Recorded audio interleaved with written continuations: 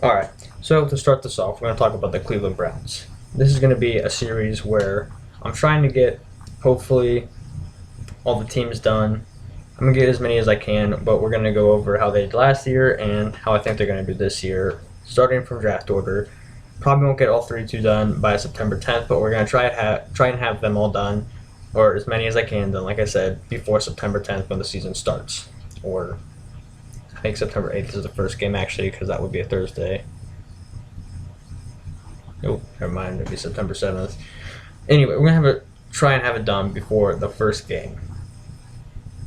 So, to start off, they had Cody Kessler quarterback.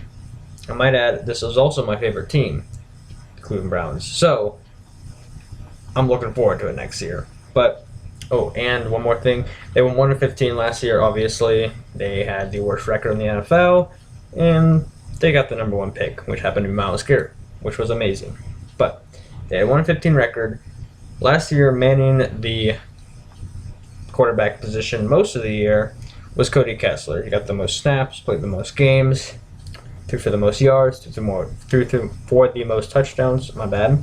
He threw for a 65.6% for 1,380 yards and 6 touchdowns with only 2 interceptions on the year. For a guy who was meant to be the third-string quarterback, I think he stepped up big. For the rushers, Isaiah Crowell and Duke Johnson were both did pretty well for us. Isaiah ran for 952 yards with a 4.8 average and 7 touchdowns, where Duke ran for a 358 but had a 4.9, and he had 1 touchdown.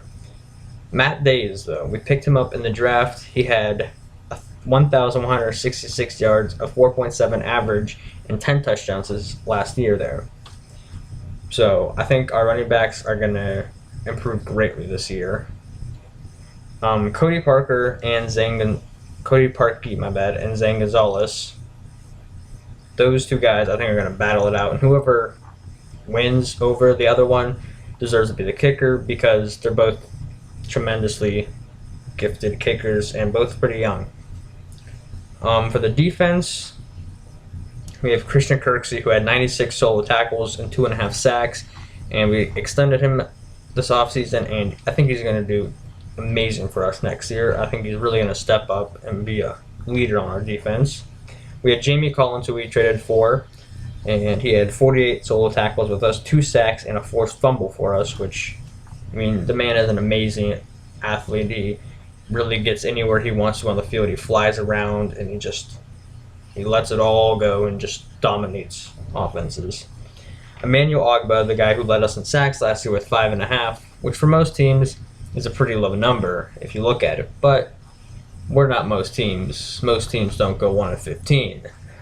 So, I mean, Emmanuel Ogbah really showed some potential, and I think next year, him and Myles Garrett opposite each other are really going to do some damage to some quarterbacks. Danny Shelton, I think he stepped up big this year after losing a lot of weight from his first season to his second season, and I think he's a great run stopper. He finished with 2 sacks as well in the year, which were his first 2 of his career after not getting any his first year. So I think he really stepped up, and I think he's going to be good.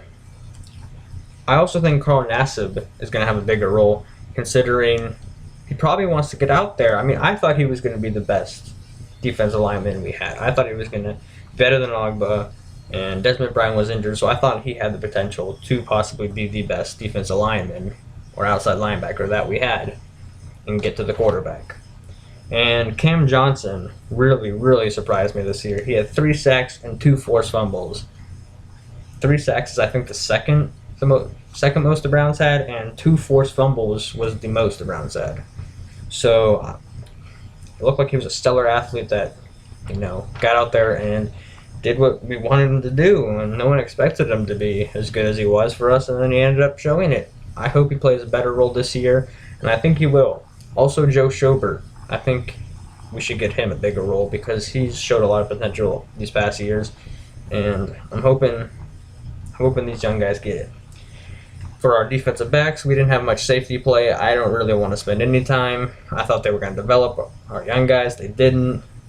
And Ed Reynolds was our best safety, which isn't that great. So I'm not going to spend too much time on the safety side. We'll just move on to the corners. which Jamar Taylor, Joe Hayden, and Briambody Calhoun all had 3 interceptions. A healthy Joe Hayden could be a 5-6 interception guy, which I think he will be very close to 100% healthy this year, which will be amazing for us. Jamar Taylor, if he keeps it up, which I think he will because he proved that he can still play, as he was a second-round pick for the Dolphins a few years back. He proved he can still play at a high level, and he had 3 interceptions, which was pretty good for a guy who was supposed to just be a bust. But he ended up not being. I really think he proved himself, and I also think that he's going to have a good second season with us. Briambody Calhoun came in and filled Kawan Williams' shoes really well. I was really disappointed when Kawan had some off-the-field issues and got himself released from our team, but Briambody Calhoun came in and dominated as a rookie for the slot cornerback position or nickel, and I think he will again this year. He's also the only defensive back we had to get a touchdown on an interception, and he almost had 2. But for the rookies, Myles Garrett, the dude was amazing. He had 18 solo tackles, 15 for loss, and 8.5 sacks his last year in college. I think he's going to be amazing next to Ogba. I think they're both going to just... I think Myles Garrett has potential to be a 10-plus sack guy, and I think Ogba could too. We might have a dominant defensive line. And like I said, Nassib coming off the bench, that could be huge for us. Jabril Peppers, we got a safety, which is a much-needed position for our team, and I think he's a true potential safety. I don't want to play him not quarterback. I don't want him to play a linebacker in games because, I mean, he could. I don't want him to mainly play linebacker, I should say. I want him to mainly play safety, which was where he was drafted to be, and I think he will be dominant at. David Njoku on the offensive side, which we needed a lot of help receiving-wise, I think he can deliver. The guy had 43 receptions for 698 yards and 8 touchdowns. He was pretty good his last year at Florida. Where did he go? I don't remember where he went. I'm drawing a blank right now, but he was really good. He went to Miami, that's right. Deshaun Kaiser threw for 2,925 yards his last year, 26 touchdowns, and 9 interceptions, which I think we should start him day one. I don't know about Cody Kessler. I really liked him last year, but if Kaiser wins out in training camp, I think he definitely deserves that spot. Howard Wilson, it was really sad to see him go because I thought he was going to be good for us, but then he ended up getting hurt before training camp even started. I think he got hurt in rookie camp, if not mini camp. I think it was before OTAs, and that kind of sucked for us. But Larry Ogunjobi also and Caleb Brantley, both guys who I think are going to be great having as a defensive tackle to help out Danny Shelton. Danny Shelton mainly being a run stopper, and Ogunjobi is pretty much too, and so is Brantley, but they can also get to the quarterback pretty well, as Ogunjobi had 3 sacks and Brantley had 2.5. Now going back to the offensive side of the ball, the part I missed earlier, and probably our worst stat of our entire team, or our worst statistics, is receiving. We lost Terrell Pryor, who was an 1,000-yard receiver with a few touchdowns to add to that. And we have Corey Coleman, who he only had 413 yards, but he was injured for a few weeks out of the season last year. He had 3 touchdowns, which was nice. Ricardo Lewis needs to step up his game, and I think he really will, which is good for us. He had 205 yards, no touchdowns. Seth DeValve and David Njoku, I think, are going to be dominant tight ends together. They're going to be, hopefully, a very, very good tight end duo. And DeValve recorded 127 yards with 2 touchdowns, which is nice, and only 10 receptions. Rashard Higgins needs to step it up this year, and I think he will. He could be a possible slot guy, but as I just read before making this video, apparently Duke Johnson is going to be the number 1 looked at guy for slot this year, and he had 514 yards receiving, and he was our 3rd receiver of last year. So he does have the potential to be our slot receiver, like people were saying. But Rashard Higgins could come in, or Ricardo Lewis, if not him. And then Kenny Britt was kind of the guy we added to take away from the fact that we lost Terrell Pryor. He had 1,002 yards for 5 touchdowns, which is very nice. And yeah, I'm thinking he can do big things for us if he keeps focused and really tries to be good for us.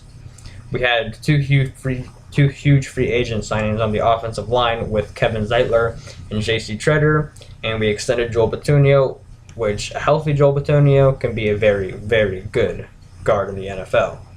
And I also like the fact that we added Devin McCourty on the defensive side to help out with the defensive backs. Even if he doesn't play, I think it would still be nice to have him because he's got that veteran mindset and knows what he's doing at the position and can help teach the young people. Maybe Howard Wilson, if he stays the next year and Howard Wilson doesn't get hurt again, Jason McCourty could definitely help teach him. And I forgot to mention earlier, the Demario Davis being traded back to the Jets for Calvin Pryor, which is a safety, and we need safeties. So if Devin McCourty doesn't beat out Calvin Pryor, then we could have Calvin Pryor and Jabril Peppers out on the field at the same time, which would be nice. They're both pretty good hitters. Obviously, Jabril much harder, but Calvin Pryor could definitely get it done. And two undrafted free agents that I liked were Channing Stribling and Kai Nakua. Stribling was teammates with Jabril Peppers in college, and I thought he had really good tape. Nakua had pretty good tape too, and he's another safety that could possibly beat out others in training camp. I don't see it happening, but it's always a possibility. And I think the Browns are gonna go either. I think they could go 5-11, and possibly even 8-8 if we stay healthy and all of our guys develop and all the free agents we brought in play like they're supposed to. We could possibly go 8-8, and if it's a competitive year this year in our division, that could be a playoff berth for us. I don't think it will be because I think we can. If we had an 8-8, I think we would beat out the Bengals and Ravens, but the Steelers are going to be dominant this year, I think. So, but we'll get to them later. And yeah, so next episode should be the Bears, since they traded up in the draft to get Trubisky. So we'll talk about that next episode. And yeah, that's it.